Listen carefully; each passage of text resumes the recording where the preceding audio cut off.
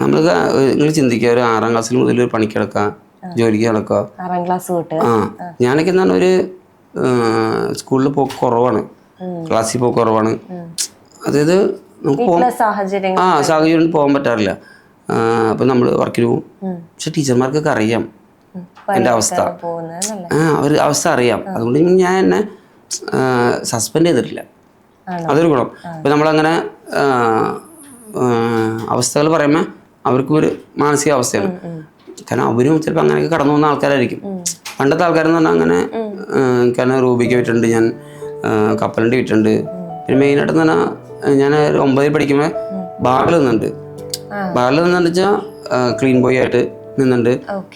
അവിടേക്ക് 9ാം ക്ലാസ്സിൽ പഠിക്കും. 9ാം പഠിക്കുമ്പോൾ 8ലെ വെക്കേഷൻ 9ൽ പഠിക്കുമ്പോൾ വേണ്ട നമ്മൾ ഛർദ്ദിച്ചത് കാണാൻ ആരെങ്കിലും ആഗ്രഹിക്കും? ആഗ്രഹിക്കില്ല. ഇതൊക്കെ 10 രൂപയുടെ ഞാൻ കോരിയുണ്ട്. 10 പേര് ഛർദ്ദിക്കാൻ ഞാൻ പ്രാർത്ഥിക്കും. അപ്പോൾ 100 രൂപ ഇടും.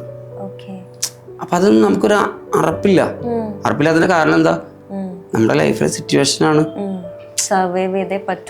നമുക്ക് പറ്റുള്ളൂ. അല്ലാതെ നമുക്കിനി അതൊന്നും ചെയ്യാൻ പറ്റില്ല എന്ന് വിചാരിക്കുമ്പോൾ ലൈഫിൽ എന്താ പറയുക, അതൊക്കെ ഒരു നമുക്ക് പറയുമ്പോൾ ഒരു വിഷമമുള്ള കാര്യമാണ്.